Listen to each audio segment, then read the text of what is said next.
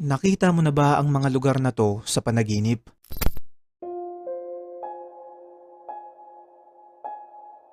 Mga kaibigan, ito ay tinatawag na backrooms o yung mga lugar sa panaginip na parang walang katapusan at yung pakiramdam na parang hindi ka na makakalabas.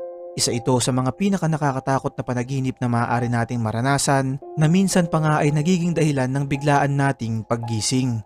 Ayon sa ilang dream experts, kapag napunta ka sa ganitong lugar sa iyong panaginip, ang ibig sabihin nito ay sa tunay na buhay, kasalukuyan kang nagkakaroon ng matinding anxiety sa pag-iisip na baka wala nang may pakialam sa buhay mo.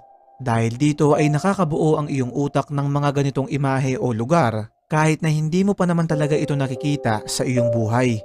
Ang mga kwarto na to ay walang daanan papasok at palabas kaya naman ayon sa mga eksperto kapag napunta ka raw dito sa iyong panaginip ay isa itong senyales na matinding pagdurusa o problema ang iyong kinakaharap ngayon sa iyong buhay.